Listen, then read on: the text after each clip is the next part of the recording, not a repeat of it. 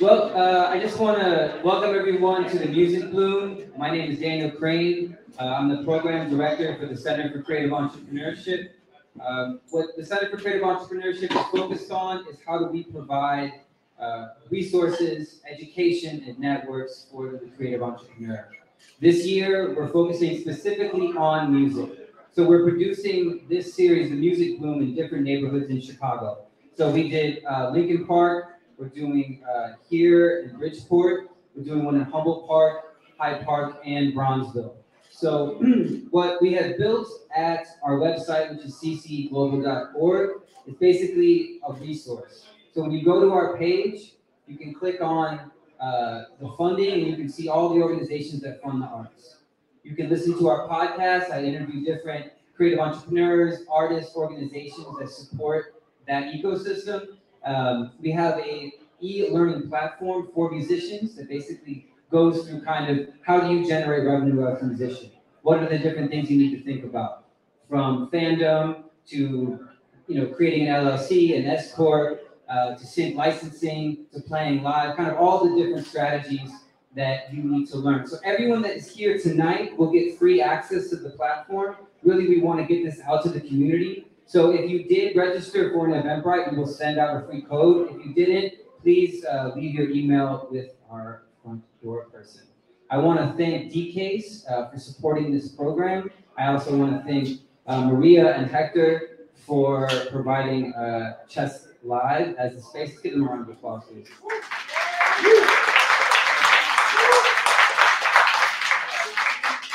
So I don't really want to talk too much, but check our website out, ccglobal.org. Lots of resources there. I'll be here all evening. Please come and talk to me if you have any questions. If you see any kind of, if there's gaps in resources that you feel are affecting your community, or you think that that's something that we should focus on, I would love to hear from you. But I think to get started with the Music Bloom, we should hear some music. So I would like to introduce Jessie Garcia, who will perform a couple of tunes. She has a new song out called Serendipity. Please come and check it out.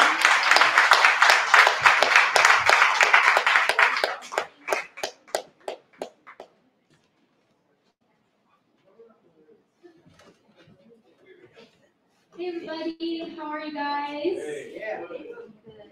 Okay. So I'm gonna perform some songs for you guys. My name is Jessie Garcia. For those of you who don't know me, I am a Chicana singer-songwriter from the outskirts of Chicago, and I have a new song out called Serendipity. It's on Spotify, it's on all platforms. We just put out a music video out for it too. But anyway, instead of trying to persuade you to listen to my music with my words, I'll just sing for you. This first song is called Hija de Frida, and this is from my my EP that I put out in 2018.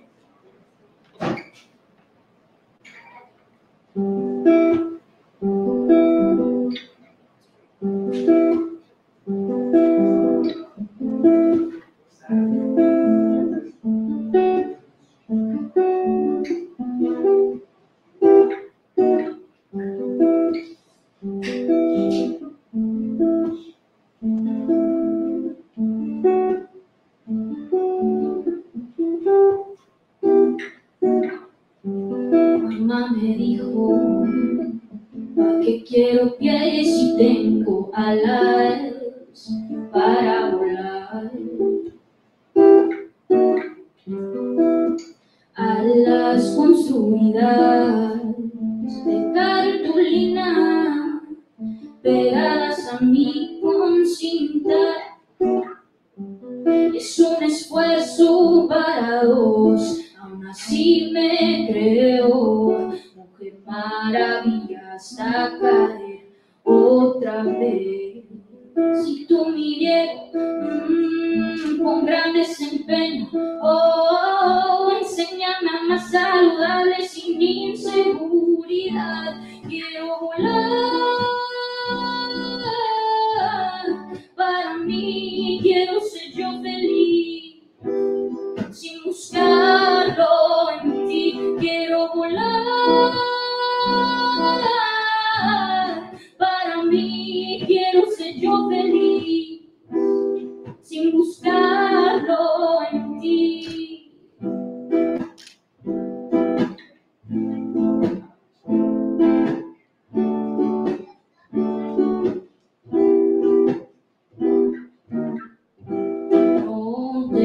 suficiente amor, solo una mente partida en dos.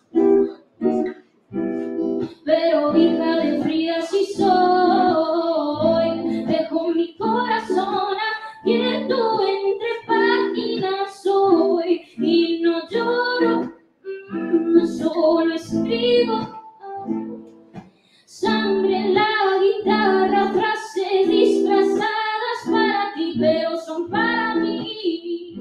Medicina creativa para aliviar mi alma y después sí a volar.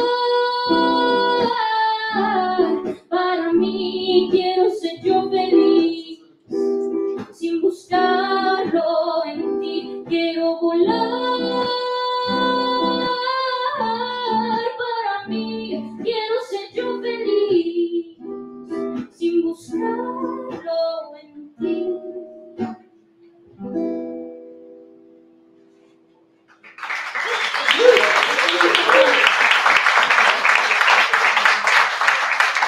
Thank you so much. I came out with a song last year. I think it was last year. It feels like I just had a baby, so I feel like thank you.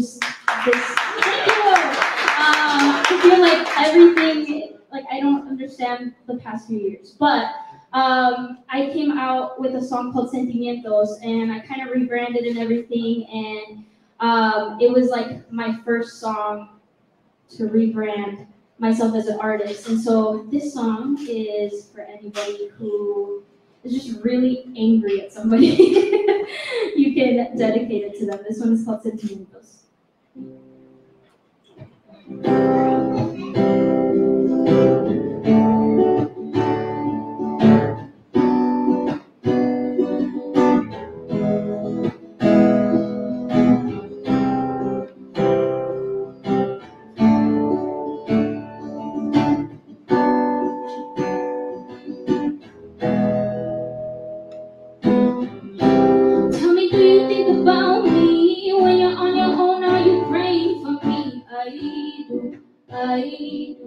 I do. Remember late nights our love was so in tune, but now I ask for your time. There's something else on your mind. I wish I could go back to that day before the promises were made. Take the time to find my way, but now I'm up with all my sentimientos. They're easy to forget if we both connect. Sentimientos. Feels like it's the end, but it's not over yet.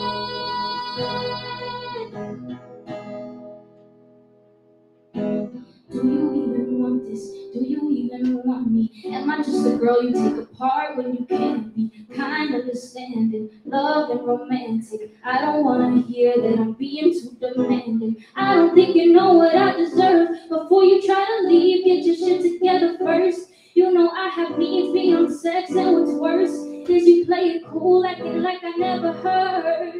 I can't believe I have to try getting your attention like it's overtime. Am I still present in this vision of your life? Or am I stuck with all my sentimientos? They're easy to forget if we both connect. Sentimientos. It feels like it's the end, but it's not over yet.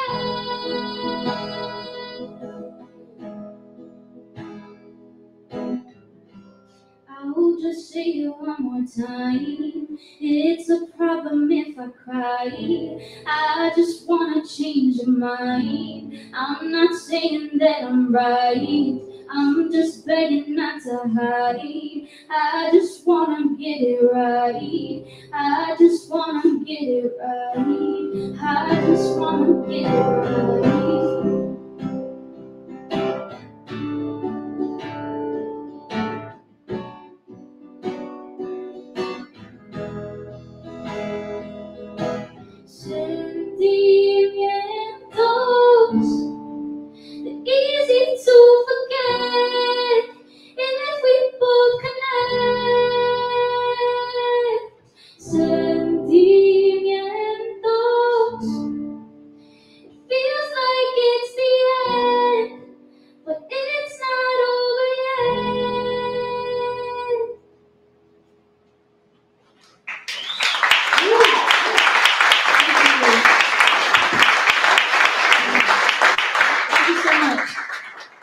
So the next song that I'm singing is called Serendipity. It's my latest single. We just put out the music video for it too. You can find me on all socials at Jessie Garcia Oficial. Jessie is without an I, so Jesse. And yeah, you can listen to it there. Con esta me despido. This is called Serendipity. I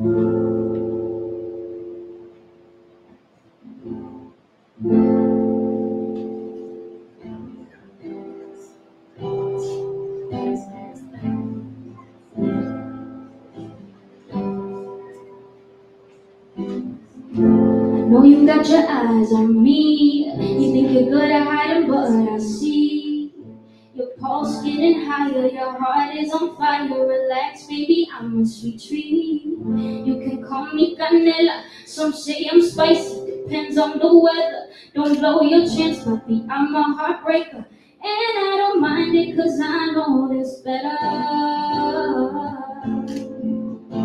No tengas miedo, papi, yo te cuido por siempre.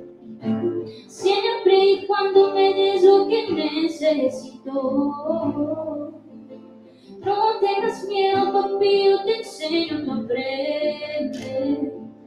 Llegar hasta mi corazón. Did you ever think you'd see someone this fine? Skin so golden and a heart divine. I'm feminine with a lot of drive. Acércate if you think we align. Look me in the eyes, tell me you're mine. Even if it is just for the night. Serendipity feels so right. Dark all around, but with a light. With the light, with the light, with the light, with the light, with the light, with the light. What we said one time, it turned into years time. Now you're mine. One night a risk, a heartbreak, a chance. Now we have a life of love, Corona. Summer nights, burn lips and hot skin, dancing shadows in Mexico City's plaza lights. Una mirada, un beso, a whole lifetime. No tengas miedo, papi, yo te cuido por siempre. Ya eres dueño de mi corazón. Did you ever think you'd see someone this fine? Skin so golden and a heart divine. I'm feminine with a lot of drive. Acércate if you think we align. Look me in the eyes, tell me you're mine. Even if it is just for the night. Serendipity feels so right. Dark all around, but with a light. With the light, with the light, with the light, with the light, with the light, with the light. Did you ever think you'd see someone this fine? Skin so golden and a heart divine. I'm feminine with a lot of joy. Said that if you think we align.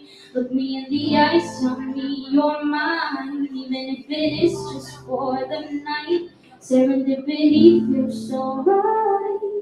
Dark all around, but with a light.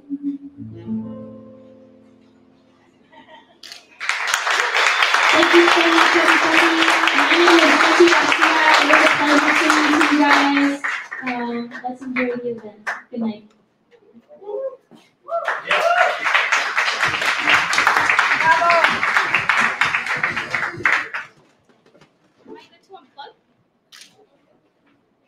¿Lo puedo desconectar?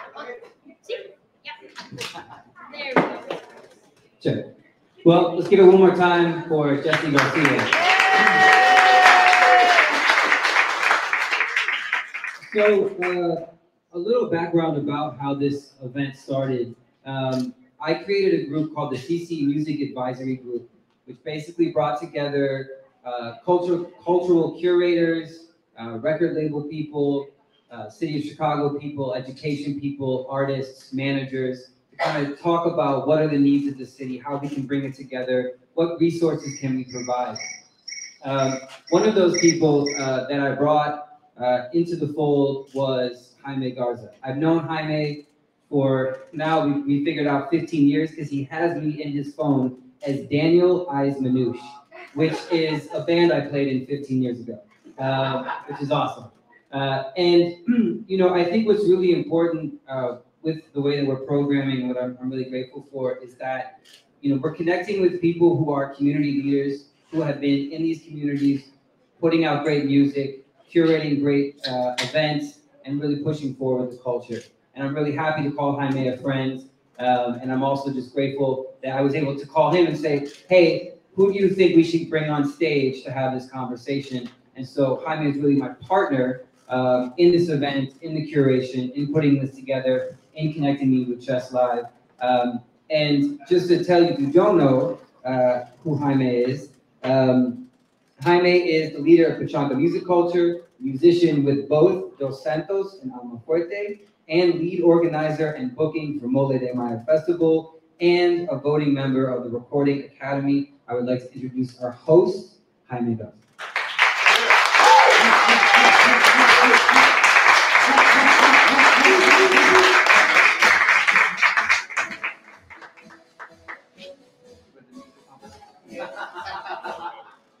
And so I also would like to invite Jorge from Los Discos onto the stage, Sylvia from Old Town School of Folk Music, and Eduardo from Distro. Please come on stage.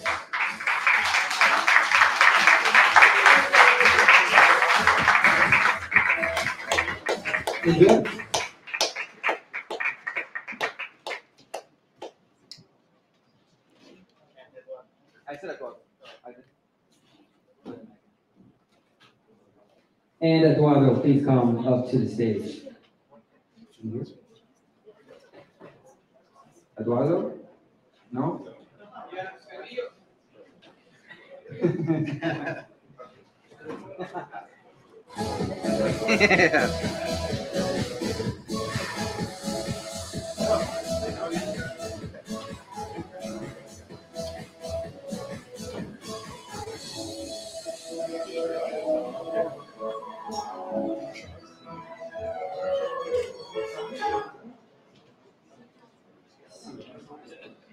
Gracias, Daniel. He pretty much explained, you know, how we know each other and just kind of our accomplishments together and just really how we put this together. Oh, by the way, va a ser bilingüe esta plática. So if anyone doesn't speak Spanish, just put the guy next or the girl next to you and they'll translate. So yeah, I respect and he's a very good friend, Daniel Crane. He's an amazing drummer. Check out his band, Beats y Batería. Their singer is actually right here, Ana. amazing band, doing very cool work. I'm gonna first introduce our panel today, and we'll get into the discussion. We'll talk a little bit about what we do, and then I have a few questions prepared, and also we'll do a Q&A. So preparen sus preguntas que tengan para la gente que está acá arriba, cosas very actionable things that we could just start you know, applying to our music careers, either booking, record labels, or media. And we'll start, of course, with Sylvia. Your name and who are you, what do you do, how are you involved with the music scene in Chicago? Sure. Buenas noches, mi nombre es Sylvia Lopez. Trabajo en el Old Town School of Folk Music. I am the Director of Community Projects and Events. One of my responsibilities is booking our World Music Wednesdays concert series. We book 40 concerts per year, and I just started there last September, so I'll be there a year this September.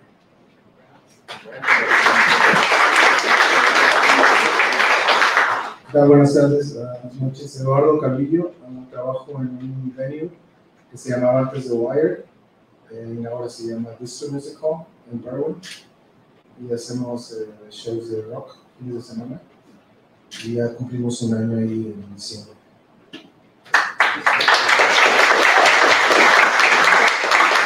Hola, ¿cómo están todos? Me llamo Jorge Ledezma, tengo record label called No Discos out of Brighton Park, Chicago. I also have a band with my brother and my wife. We also run the label called Allá. We've been playing in Chicago for 20 years. We are all about DIY, so thank you for the invite.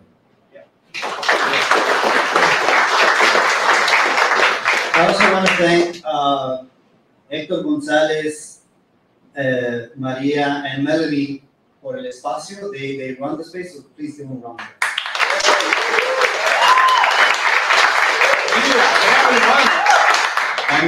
Family run, exactly. They have a theater. Check out the poster on this side. Try to come support local theater program. I'm gonna start off with a few things, because I'm an artist. I'm a musician first and foremost, and this is how I kind of see the world, especially in this kind of scenarios where we're going to be talking about cosas serias, but I want us to keep this in mind. From my perspective as an artist, I offer this piece of advice. Uphold your authenticity. Never compromise your artistic essence. Be true to your creative spirit. Don't sacrifice your artistic integrity and creativity for commercial success. Let your music emanate from a place of authenticity and connect with audiences on a deeper level. Music should come from a genuine place. La música es el eco del alma, dijo Gabriela Mistral. If you want to go fast, go alone. If you want to go far, go together. Having these strong and genuine basis for what we do, I still believe that our peers, our networks, our friends, our fans create a stronger foundation of a music scene. Please take advantage of the resources Daniel and his team of CCE and our panelists are going to share today. We are here to create synergy for mutual learning, share experiences, and unified efforts to collectively elevate our musical journey.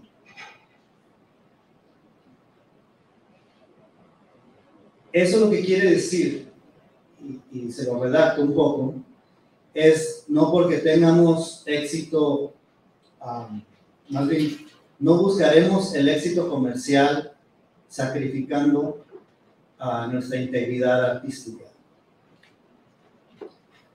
With that in mind, I'll go on to the questions.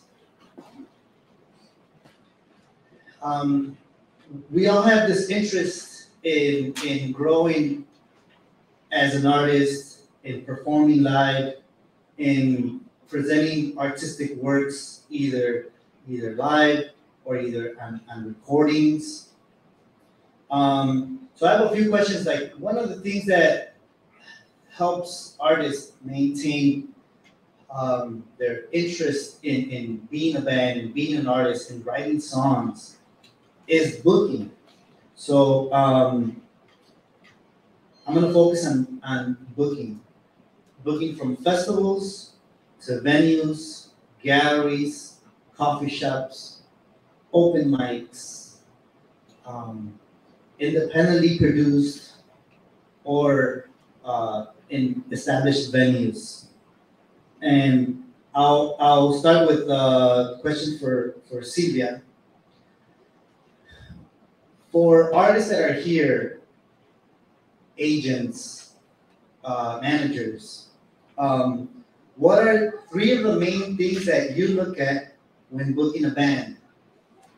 3 of the main things you look at when you're booking a band. And I'll put some examples.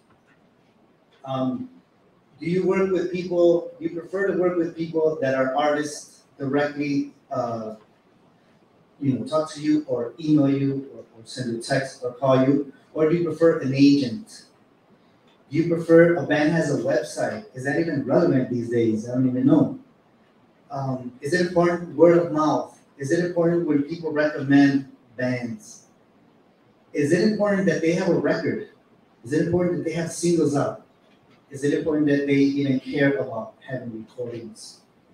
Is it important that they have press kits or photo shoots? Is it important that they have a lot of Spotify listens? Do you look at those numbers?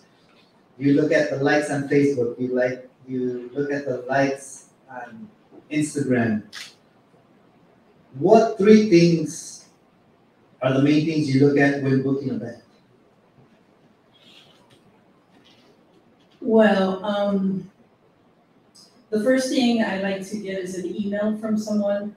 Although I do get a ton of emails because of the nature of what Old Town does and the fact that it's been doing World Music Wednesdays for like over 15 years. So that's one way to reach me. The other way to reach me is to actually come on a World Music Wednesday at one of the performances and catch me there. Because I love to meet the artists. I love to see who they are. So that's another way. I also look at if someone is telling me, hey, you gotta check out this band or this artist is great, or etc. So I like that. And then once I'm in contact with the artist, then I like to hear their music.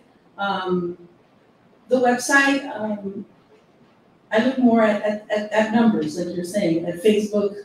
Do they have a following? How are they with Instagram and Facebook, other social media? Are they active? Can they help fill the theater? Because our whole thing is also that, making sure that the whole community knows about your performances at Old Town. Can you help with that? That's also important, especially since our World Music Wednesdays, the majority of them, like 95% of them are free with a suggested donation of $10. So we like to provide that opportunity for the community. So that's also one other thing that I look at, and see how creative you are with your music, and what you're doing, and if you stand out, and exactly what you had said, Jaime, being authentic to yourself and not changing that. That's very important, and seeing how you're different from other artists. And those are the things that I look for when I'm speaking, or when I'm looking to book an artist. And also how they perform live. So I'd like to also go see the artist once I've made that contact and that communication with the artist. If they're here in Chicago, I'd love to go see them performing, you artists performing live. I don't mind. I love it. I think that's where I can really see how an artist is and how they relate to the audience, because that's also very important. And so those are the things that I look for as a person that books artists at Old Town School of Folk Music. Thank you. So one of the things that we're going to do, and I'll ask Daniel to do, to email you, each one of you, Sylvia's email. Oh. Yes, and then also come to one of the World Music Wednesday shows and then find me there, or you can talk to me here. I would love to talk to you. I'd love to meet you. I think it's really important that there's representation at Old Town in the World Music Concert Series. If you've seen this season of World Music Wednesdays, it's very heavily Chicago-based world music artists that we have, and I felt that it was very important to highlight what we have here at home. Next season, I'll balance it out more with, more international and local as well. But it's very important that I know the scene and what's going on, because I would love to showcase you all. Thank you. Eduardo, ¿cuáles son las tres cosas que más te fijas cuando decides buquear una banda? Ya sea que alguien te lo recomendó, o es, bueno, cuántos discos han vendido, o si han sacado discos. ¿Qué tan importante? Quisiera saber como las tres cosas más importantes. Creo que lo más importante es, en el número uno, la mayoría de los shows que hacemos nosotros en Distro son internacionales, mostly international bands. And also, they're looking for local performers to open up for the big artists. We only open on Fridays and Saturdays. And if a touring band is playing on Tuesday or Wednesday, then it happens to be a Tuesday or Wednesday. But for the most part, I don't really look at numbers. I don't even get emails. I've been around for a while, so most people have my number. I can give it to you guys later, text me or whatever. And I've seen a bunch of folks here that they already played the venue. And pretty much there's not a big scene in Chicago as far as rock musicians, so there's space for everybody. And lately there's been a trend of cover bands that are selling tickets, as you know. And we're not looking into doing that. We're still trying to support the local artists and la gente que está haciendo su talento. Like, trust me, like, I have people that wanted to rent the venue from me to do cover stuff. We've done it, I'm not gonna lie.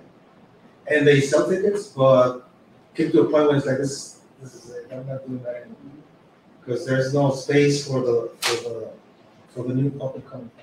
Yeah. So, yeah.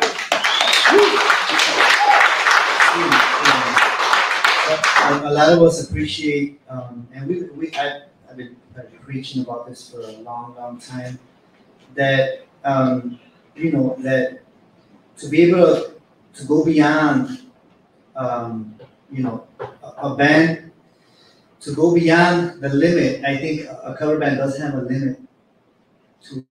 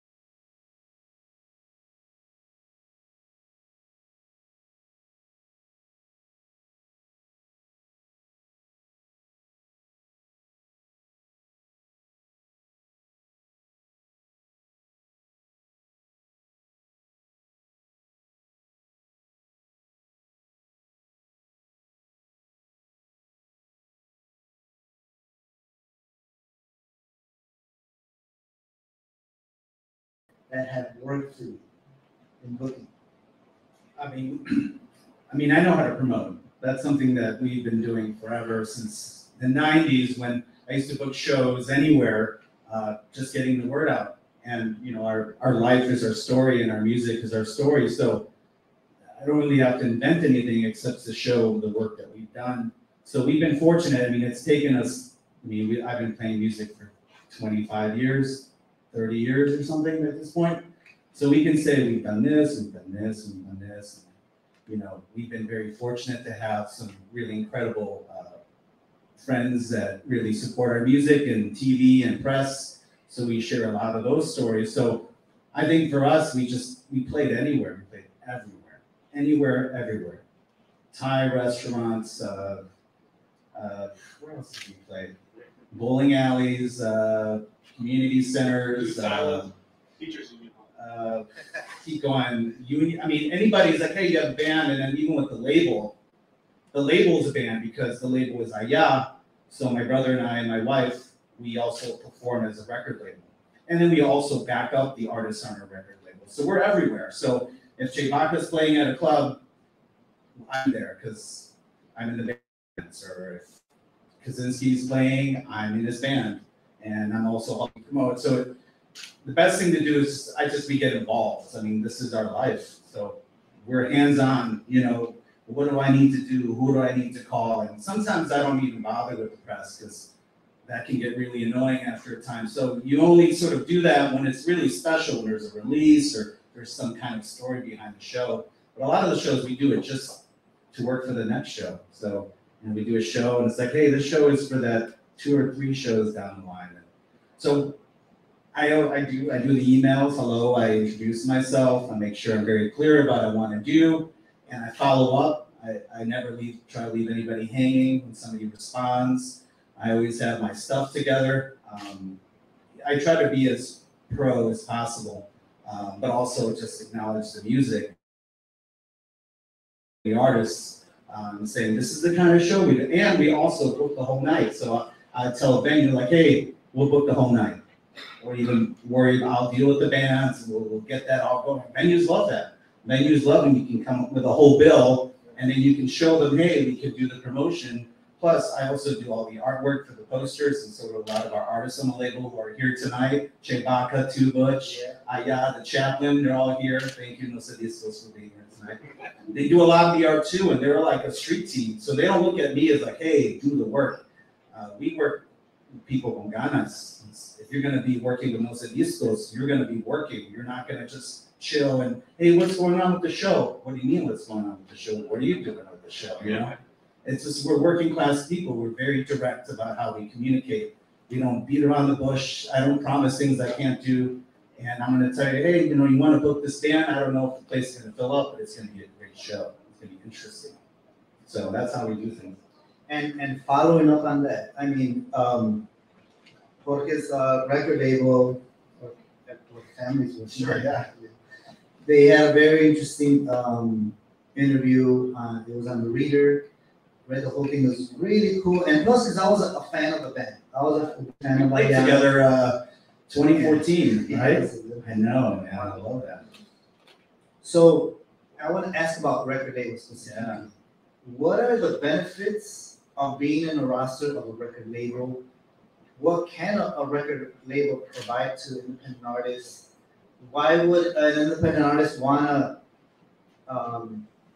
be in a record label? And I guess I have my band Los Santos. We're under International Anthem, and I can tell you my experiences. But I would love to know, you know, from one of the leads in the record label, like, what are you providing that, you know, that independent artists would want to be part of a record label? What are the benefits of being behind? You do? Having You have that record, yeah.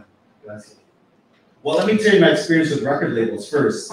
So my brother and I, my wife, we made this album. It took us about 7 years. We paid for it ourselves. We self-produced it, had no idea what we were doing, which is part of our aesthetic as well as Los Adiscos, that we remind ourselves that we have no idea what we're doing. But tenemos muchos ganas, so we wanted to make a record, and I wanted to make a record like if Chicanos made Pet Sounds or if Chicanos made Sgt. Pepper. So this is the album, and we started in 2001, we finished it in 2008. Again, we did all the work, like all this covered stuff, we organized all this. We talked to the studios. I paid for all the studio time with my job as a grocery manager for 30 years. And we did this. And when it came time to approach record labels, the only one that was interested was a record label in Belgium called Panelists, who took a chance on us. Everyone else, we had nowhere to sit. Where do you send a Latin psychedelic album? At 2008, I can tell you right now, there was no Latin psychedelic. That was not a term being used. So we had a high-powered PR guy who was working for Wu-Tang, and who we had met while working at a grocery store, by the way. So networking happens anywhere, folks. So if you talk about what you're doing to people, you never know who you'll meet, and that's kind of what happened with us. Anyway, we got signed. We didn't have a lawyer. I was the de facto manager. I looked at the contract. I was like, sure, yeah, let's put out this record. We've been working on it forever. They gave me a $10,000 bonus, which didn't cover for how much I paid for the record, but it didn't matter. We got incredible press everywhere, and then nothing happened. Then the economic crash happened. We had all these agents come see us, and no one was interested. So then they're like, oh, we put all this money into this thing, and nothing happened, and we were crushed. But we continued playing shows, and they put out a couple more records, and then they just dropped us. But we had already started working on another album. And then my wife and I had a baby, and we moved on. And the last show we played was with Jaime and Dos Santos in 2014, and then it came time. We had some really close friends during the pandemic. We were all essential workers at the time, and they were sending me music. They're like, "Hey, I saw these artists that were sending me music, and we weren't making music at the time." So I was like, "You know what? We need to start a record label, because I don't know anybody in the industry anymore. So we're going to be our own industry, and knowing my conversations with the old record label, you know, you sort of like get information, right? You're like, how do you do these things?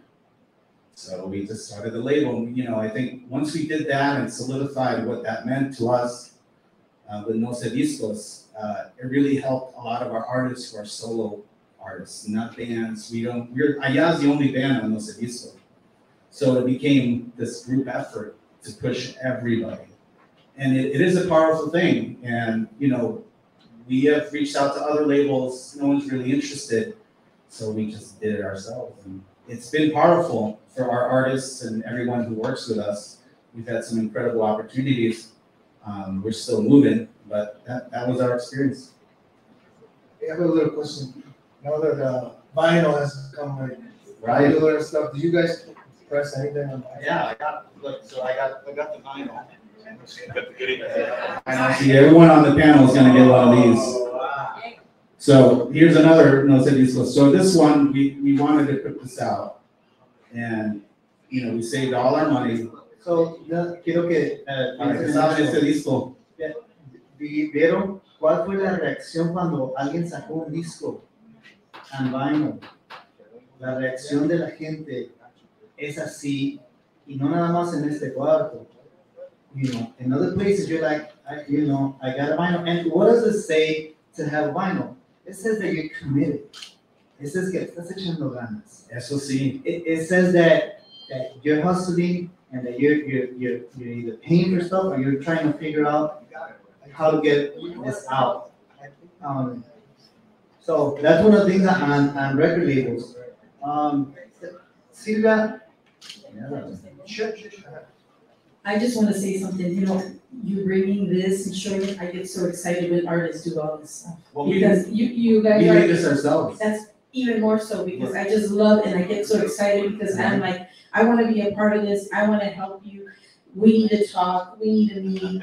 And I love when artists do this. And I understand because my background, I also was an artist at one time. I had my own salsa band. I had, back in the day, I had my own CD. I toured Midwest tour, all that stuff. So I know the effort that you guys are putting into this. And so I appreciate it. And so I get excited because if I can help, you know, do your CD release party or whatever we can do together, or do a concert where we highlight all your artists, right? A joint thing, that's something that, you know, I'm already thinking of as we're talking, as well as Daniel, when you are telling me, when I'm hearing everything about what you're doing with Jaime, you know, it would be great that we also sit down and talk and see what we can do to do a concert together as well, featuring artists that you are working with now that are participating here. And I think that those are the things that I like, that I want to do at Old Town for the community, for our community, and provide that space, and figure out how we can work together. So thank you so much for all your hard work and your dedication that you've been doing all these years, you and your family. And I think you deserve a round of applause for all the work. No, I'm serious, because this is amazing. Yes. We're hoping to get this one, so quickly, we're hoping to get a sample reissued by Cram Discs next year, which would change our lives forever, because even though here's another thing, you can get all the press in the world. We were in Spin, BBC, The Guardian, like 3 Chicanos in The Guardian. No, hey, thanks. But you know, we were trailblazing and no one knew what to do with this stuff. But no one could get this record because it was European. So distribution killed us too. So just to give you like the industry part of it, like there was no one could find this. Yeah, so one of the, so everyone should know this, one of the benefits of being in the roster of a record label is the distribution. That's a big part of record labels. Now, like our record label, you know, our record is out, you know, in China, in Germany, Spain, because of the record label. If we would have done it independently, that would be very difficult. It's not impossible. But having a group of people, just the synergy, the energy that goes around in a group of people is very powerful.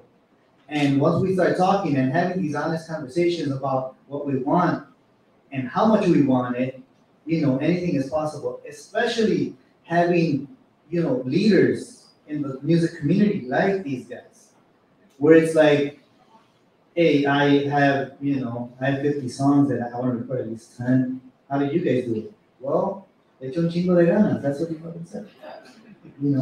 So, but also that people are approachable, right? When you're passionate about what you do, you could ask anyone, and that passion inside of you, people can feel it, people can see it, and people want to support good, productive, artistic things in Chicago. I think I have like 2 more questions. We're gonna go to a Q&A. So think about what you want to ask, either from booking, a record label, or even the stuff that Daniel was talking about at cclearn.org. They have all these workshops on very specific things that are of benefit to artists. How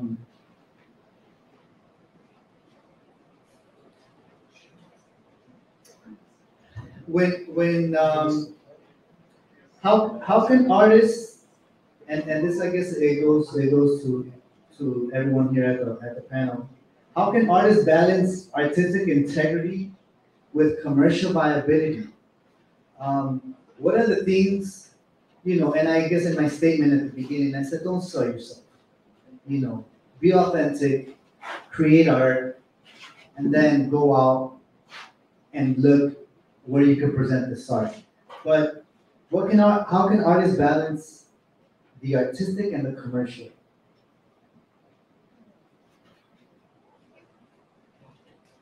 We're not doing it for the commercial, so we're just sort of doing it. I mean, this was an indication that clearly, I told a friend, if this had become popular, we might have made a pop record. But because no one listened to this record, we just make weird music now. And we make music that we love. We make music for our friends. So we work with other weird musicians who are willing to do that for us. So a lot of our work is for our little community. Oh, by the way, we have a 2-flat in Brighton Park, and Los Ediscos were also landlords. So 2 of our artists live downstairs, and they have their studio, and it's great to hear them share the music as it's coming out. And I'm always telling them, it's got to be weirder. It's got to be weirder. It's not weird enough. And once it hits that weird meter, I'm like, that's it. That's perfect, because you want to challenge. If you're an artist, you want to challenge people. I'm sure he would. So just sharing the story about you want to challenge so Eduardo was just like, hey, I booked Allá at the Congress Theater. Everybody remembers the show. Yeah. It was awful. And we talk about it still. Yeah. But I think those are the sort of experiences that you sort of, become, like, oh man, this audience hated us. They were, and these are all brown people. We're like a brown band called Allá, singing in Spanish, and brown people still could not understand what we were doing. They didn't think we were singing in Spanish. We were so confused. They started throwing stuff at us, and somebody pulled a curtain on us in the middle of the set, and we were so pissed. I mean, and they were like, this is Latinidad, this is brown people. Like, I can't believe that, we were so we just, it kind of, those experiences pushed us in another direction. We're like, okay, well, clearly we need to be more offensive or more challenging. So, this is kind of where we're going with things, because, as Latinos and brown people who make art, like, challenge yourself as an artist. Listen to all kinds of music, all kinds of stuff, and let it absorb you. So, yeah, that's what I got. Yeah, no, I do remember that. But, when I booked you guys, I was so happy you guys said yes. And then, there's always fans like that. They're just waiting for the main headliner, and they don't care about the openers. But that doesn't happen now, right? No, that changed. Right? That doesn't happen anymore. So there's stuff like that. Yeah, people are more like open mind now. Right. But that's experience you can tell. We've had people shut the power off on us during a show. I mean that was a separate show. I remember that. But those are great. I remember once I had one of those stories. we opened up for a 3. Oh, Yeah. man, that's in trouble. So it was at Congress actually. Oh, With Maria Blues. Oh, yeah.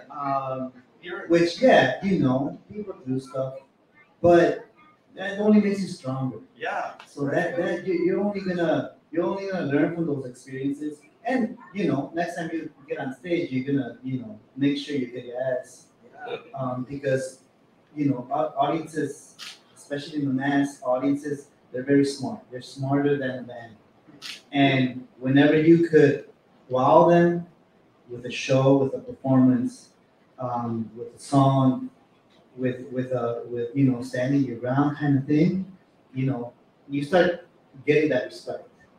And yeah, we learned it the hard way, but we're trying to do it still. I remember that show because in 3 for the longest time used to play Aragon Ballroom forever. And that year I managed to steal the 3 for us, for Congress. And they got so mad and pissed that they booked another huge lineup. It's the same day. It's like, yeah, that is. Yeah, hay mucha mala sangre también en la música. And usually they're not artists. People that are evil and bad are usually not artists. They work in the music industry. They work in other things that not necessarily are the arts of creating something. See, but for example, like if a 3 would have played the Aragon, you would have never opened up for the 3. Because I was really looking into that, like making a showcase, a local talent, as opposed to just bringing another band from Mexico to fill in several tickets. So let's kind of like narrow it down. One of the points of these discussions is to strengthen the Chicago music scene. And really, there's so many genres, right? But there's a lot of Latinos here. But I can say the Latino scene. What are a few things that we can do as artists, as booking agents, as a record label? What are the things that you could do for the music scene as a whole?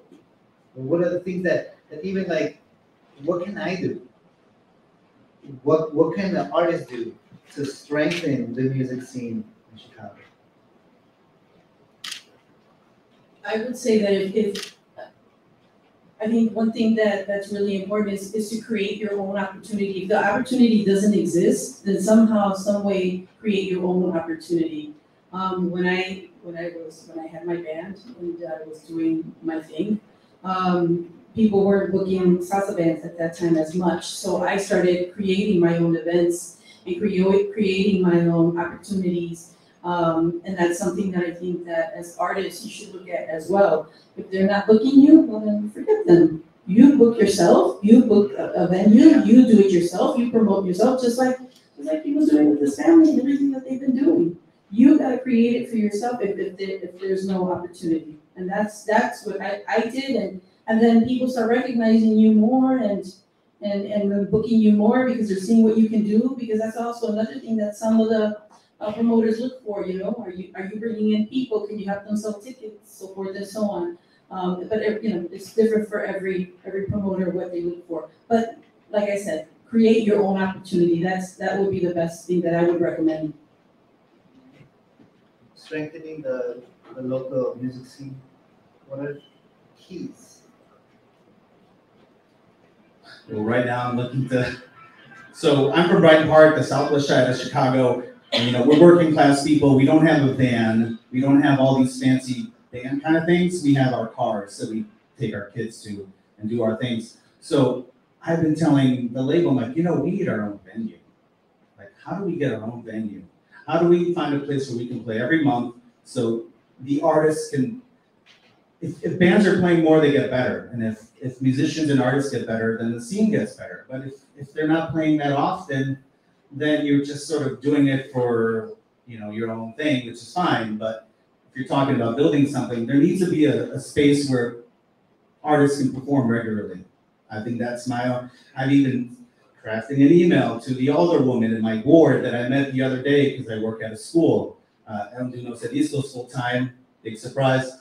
It doesn't pay, but I work for CPS and I work for kids, and that's my day job.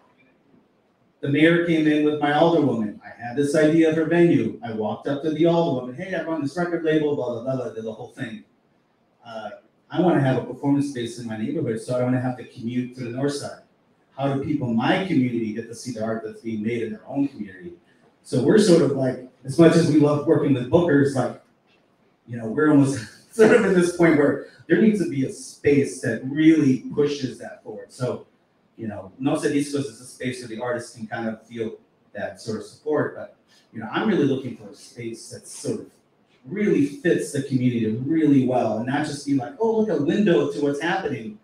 You know, you think about scenes in New York and LA and Mexico and Tokyo, there was always a label, there was a venue, and there was artists. So right now there's venues everywhere, but I would love to see like a Latino CBGBs or like you know, something like DIY all ages where kids can go see these bands play. Like, that's my experience. I was lucky enough to experience the Fireside and things like that. And I, 15, going to shows, all ages punk shows. And I'm, whoa, you know, this is great. Chicago needs that. It definitely needs I mean, I love that it's being showcased, but there needs to be that grassroots thing. That's what I'm looking for.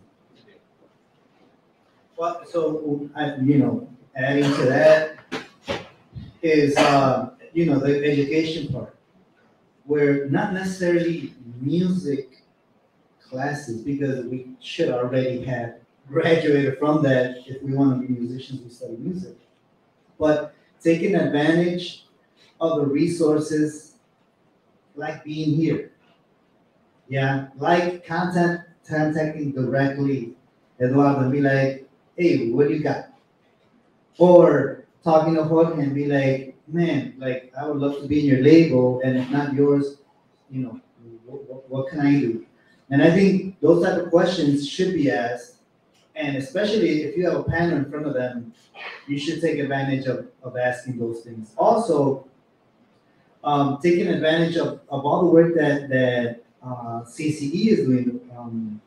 Daniel, you know, the resources that he has, it's like, you know, are people logging in? Are people learning these things that are on the site? You know, and I was just on a podcast with Daniel last week, and we're talking about, you know, I'm a YouTube head, and you know, I'm not watching shows. I mean, I'm watching educational stuff, where just techniques, either recording, audio, or marketing, or songwriting. There's always something that we could reach out free and, you know, and learn a little bit about it. Any like last thoughts in this kind of panel? Should we continue doing these things? Who do you think should be invited? Are these kind of panels important, and are they beneficial as a scene, as a wider umbrella of music, of arts? Yeah, that's totally what happens outside the U.S. Because as a founding person of Rio Fest, after 2015, I got invited to travel everywhere, to every major festival in Latin America and Europe. They pay me to go there, all expenses paid, and what they do have is this. So local musicians from Mexico City, Bogotá, Santiago, Buenos Aires, all of them go, you know, we realize like today, and then they exchange, like, I have a band in Bogotá that wants to travel to Chicago and play. How do I do it? How do I make it happen? So everybody else is doing it, and I noticed, why aren't we doing that in the U.S.? And I think it's really important. So it should happen well. So one of the ideas we had at one of the advisories that Daniel organized, I was like, yeah, we need a South by Southwest in Chicago. Because South by Southwest is not just a few concerts going on. There's not a festival. It's more of these type of conversations. If there's 2,000 bands that play in 10 days, and from all over the world, so it's a great opportunity to discover new stuff. It's also, I recommend everyone here to go and apply to be an official South by Southwest presented show. It's pretty easy. You apply. I'll send you guys a link. You say, I'm a band from Chicago. This is who we are. This is what we do. Here's a photo. And they select bands from all over the world to be in an official showcase. And people that see you in that, now, when we went, we've been there a few times, you go see bands and that you've never seen before, that you would never even hear about. And me as a booking agent, I'm like, man, that band is so good, and where are they from? And you just go up to them and be like, hey, have you info? Or they just say their name and you look them up on Instagram, hit them up, and that's how a lot of bands get booked by being exposed to these like massive crowds and like other festivals. And I'm telling you how to get there, just by applying. We're gonna open up the Q&A part of this session. Don't be shy. There's no wrong questions. So I want to see everyone's hands go up like a call and see who wants to ask a question. And you could, direct it for the whole panel or for someone directly on here. I see a hand right there. Okay, you got a question for Jorge. Ahí está un micrófono, mira. How are vinyl sales trending right now? I'm a jazz and esoteric music. Oh, nice, esoteric music. For jazz, you got to do jazz and some experimental music, some of electronic. Yes. That's jazz oriented. And one of my goals was to release on vinyl. Yeah. I went to CD Baby DIY conference back in 2019. I met the lady who started Gold Rush vinyl. Yeah. And that's, for my demographic, a jazz, she said vinyl is your merch. So I'm wondering if that trend is still rising or if you have any comments on that. Oh yeah, I mean, I think if you're gonna do vinyl, especially, esoteric music, which I'd love to hear that, by the way. We didn't really sell that many of these things, but that wasn't the point. The point was to share it with these people who clearly appreciate me giving them a record. So if you're gonna be printing out records, especially in that nature, I would go to the very super limited and just focus on making a few really great 100 records, 200 records, sell them out of your Bandcamp, take the time to make some groovy artwork and, really just save your resources to try to make more music. So if you're making a lot of music, you have a lot of, library of songs, okay, this is one album, I'm gonna press 200 records. And then the next one. And there's a Smash Plastics out of Chicago. They're the ones that did this for us. We saved a lot of money because we didn't have to, we just picked it up from the plant. They're really easy to reach. Their quotes are very reasonable. I think this thing costs us like under $4,000, which, for us, big fucking deal.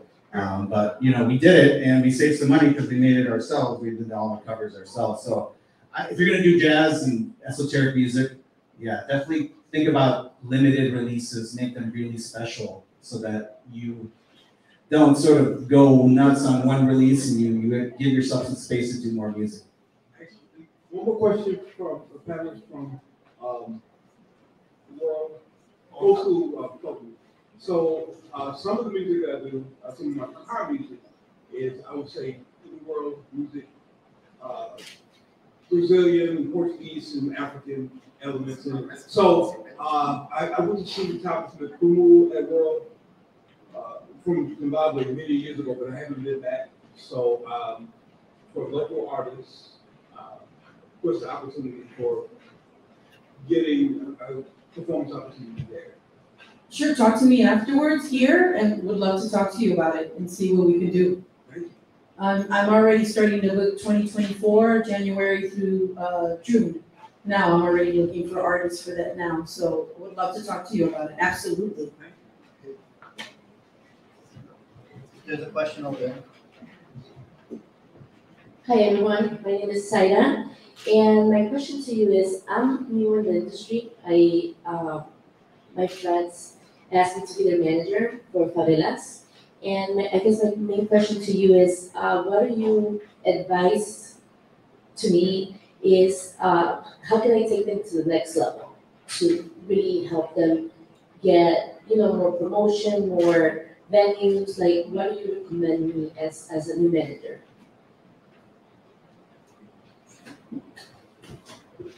Well, I used to be a grocery store manager. So I'll tell you what we do in the grocery business. If I'm your manager, I'm making sure you're doing your work, you're practicing, you're writing new songs, you're checking out, hey, what's going on? You guys rehearsing on Sunday? Hey, you hold them accountable. If you're the manager, you have that, they're trusting you. So I think you sort of like, hey, you want to write a new album?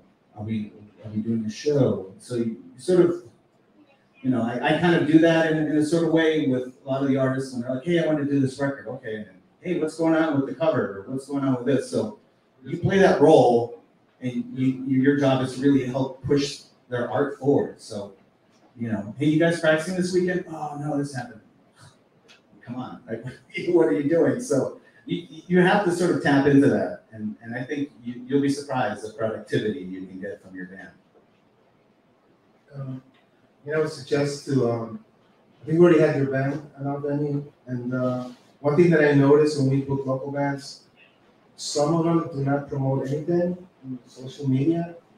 That kind of sucks, because we obviously want to have them back, and they're great bands and everything, but I think there's a lack of that. I've noticed also the fact that there's a lot of bands that play every weekend, three times a week, like if you're not Mexicano, that kind of thing, or twice, 3 times in one night, and that doesn't help. But I think the main thing is to promote your shows. So everybody, like me as a promoter, if I see a band, like they promote themselves really well on social media, I'm like, I want those guys to be here. Because, the more people they get to see them, the more following they get, and everybody's happy.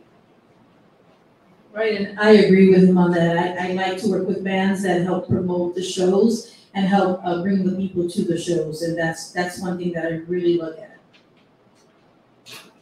Yeah, and I think, following Eduardo, that, bands play a lot, play too much. One of our first booking agents, the first thing he told us is like, okay, I'm gonna work with you guys. What are your aspirations? Oh, we want to play, bigger shows. It's like, okay, well, we're gonna stop playing in Chicago. It's like, what? Like, yeah, we're gonna have 3 shows in Chicago a year, and every other show we're gonna have, they're gonna be out of town. So that year we played 60 shows, 3 in Chicago. So that's the kind of mentality that you need to have.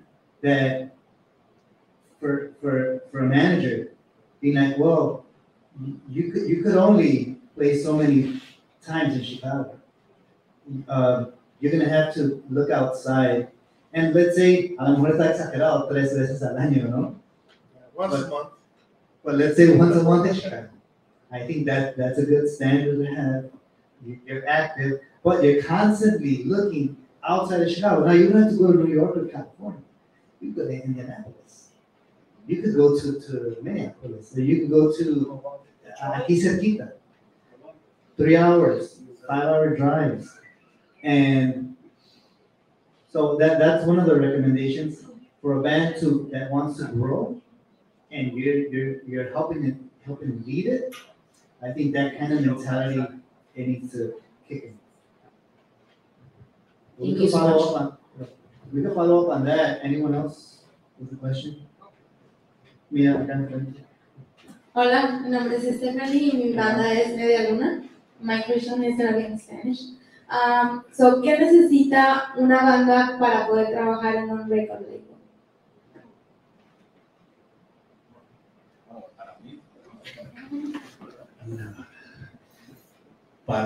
No sé por no sé disco, no sé cómo podemos trabajar, pero con un record label, es bien difícil. Con esto, lo que hice es, compré un sobre, puse ese disco en el sobre, puse una nota al persona que estaba encargado, era Mark Hollander, at Panelists, y le dije, hey, I love your record. Me gusta, hizo un disco con Bedel Gilberto. I love her album. You might like my album. Y así, y lo mandé, y luego por el MySpace me mandó un mensaje, me dijo, hey, ¿qué vas a hacer con este disco? ¿No? Y así empezó, y no teníamos manera de tener un manager, nada, nomás era yo, mi hermano y mi esposa, so trabajamos, y si they like the music, si te gusta la música, ahí es donde empiezas. Es el más importante. They love the music.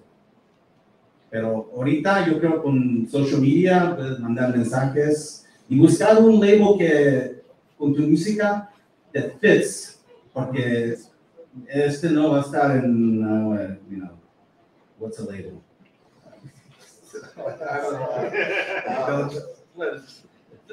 What is that? Hip hop label. No, tú sabes, busca un label que por tu música va a trabajar con ellos, y así vas a empezar. Sí, que se especialice como en tu género. Sí. No, y además yo sé de que puedes mandarle a 10 o a 20 disqueras y ninguna te va a contestar. If you're lucky, una. And then if you're lucky, va a pasar algo.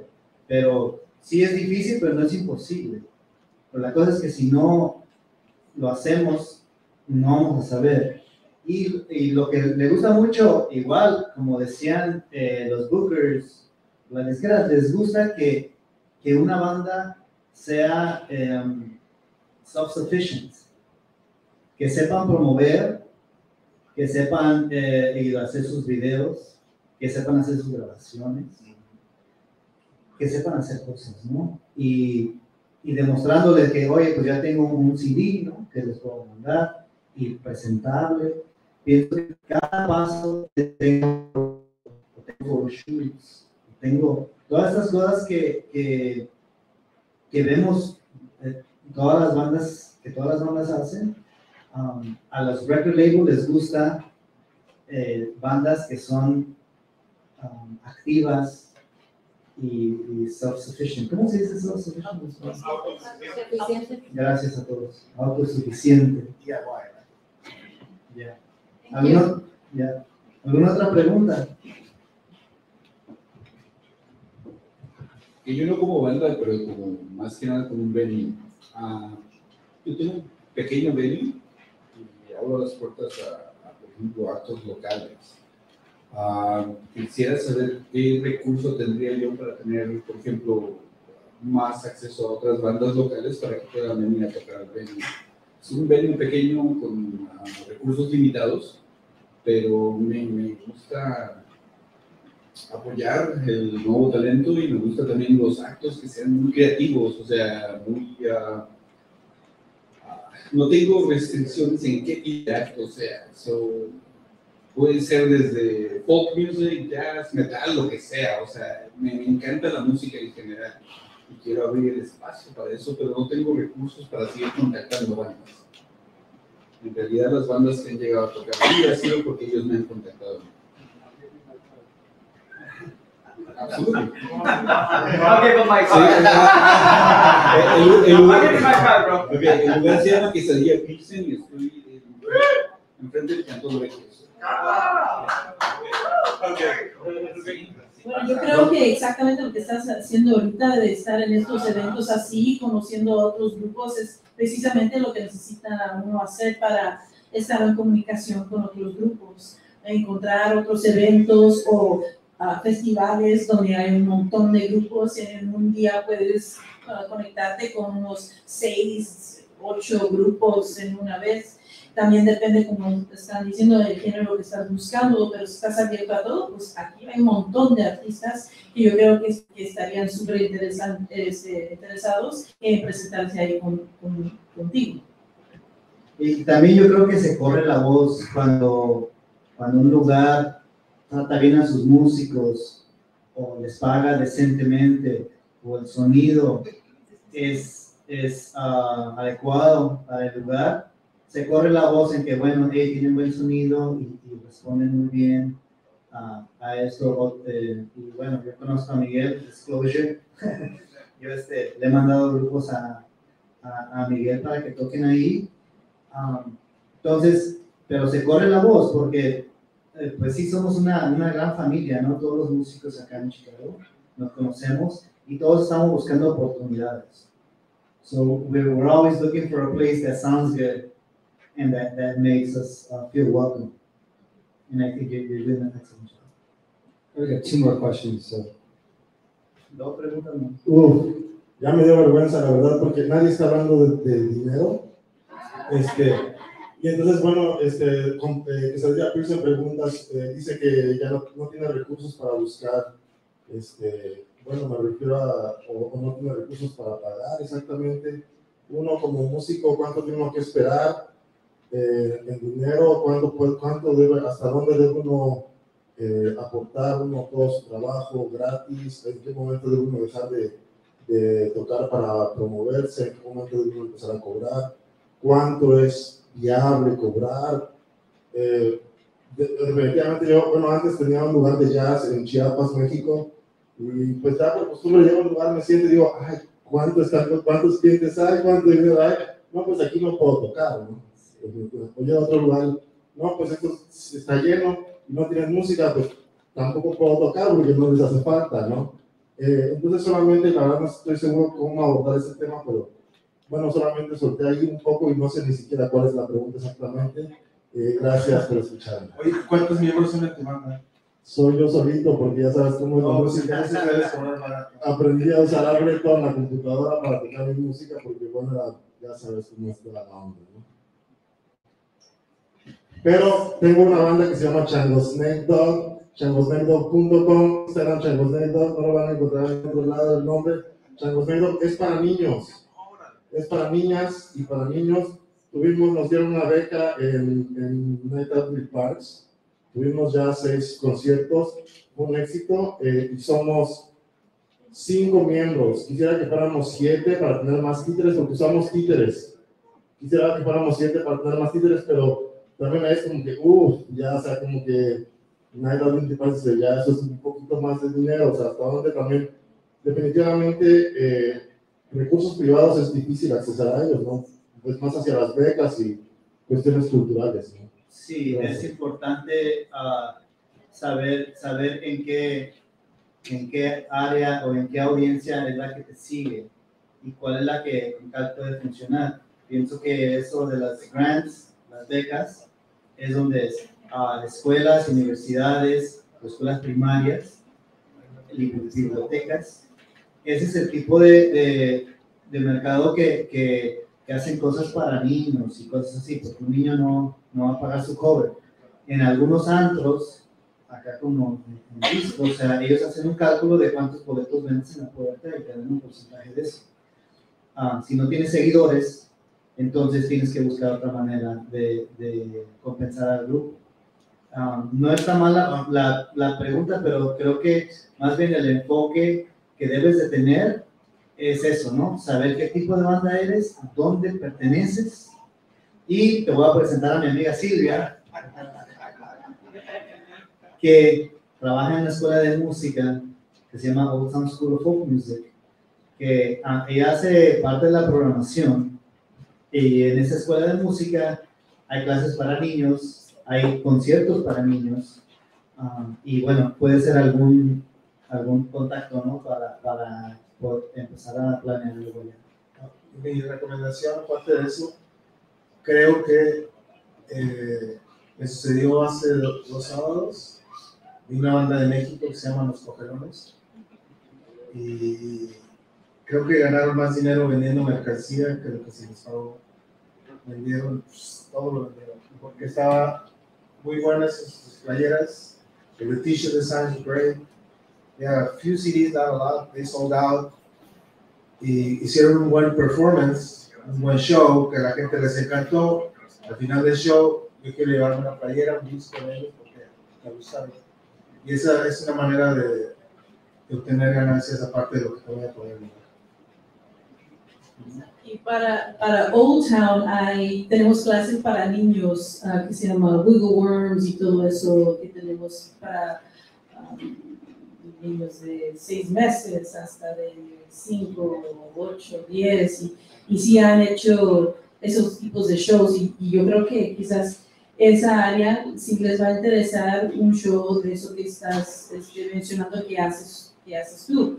También tenemos shows que hacemos durante el día para estudiantes de todas edades de las escuelas. Entonces, precisamente la persona encargada de eso es Raúl Fernández, que es un compañero de trabajo, donde te puedo poner en comunicación con él para que le presentes la idea también. Sería buenísimo porque como no hay tantas personas, tantos grupos que hacen ese tipo de shows, pues me interesa mucho saber más de lo que haces. Y te doy un tip también, documenta el trabajo que estás haciendo, documenta los ensayos y documenta las presentaciones, porque vas a tener artillería para poder mandarle a los bookers, a los agentes, que les puedes mandar un video y decirle, mira, ese es mi trabajo. Y dijiste que ya has aplicado para Nights Out in the Park. Sí, tocamos 6 conciertos esta temporada. Sí, eso ayuda también para que puedas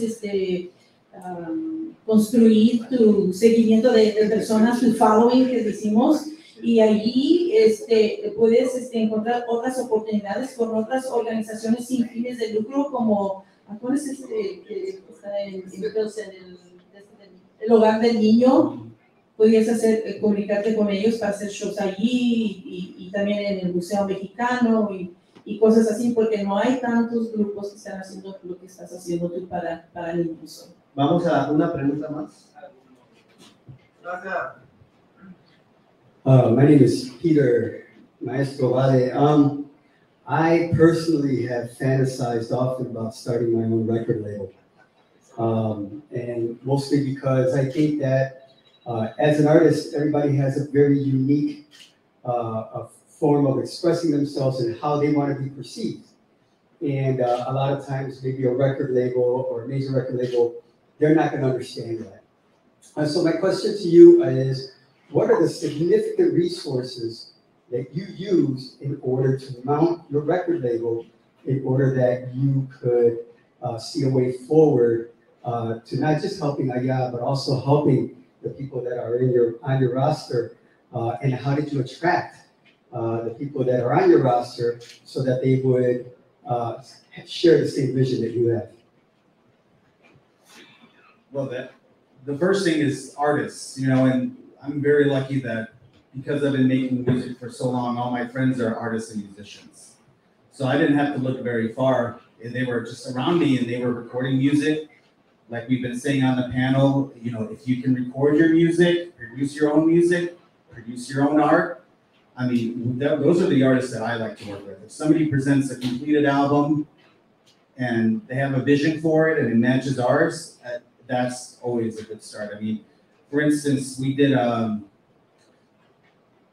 we're releasing an album by a group called Stations. They were a post-punk group, white group, and they, very much like us, like Aya, they did this album with Martin Hannett. You know who Martin Hannett is? He produced New Order, Joy Division.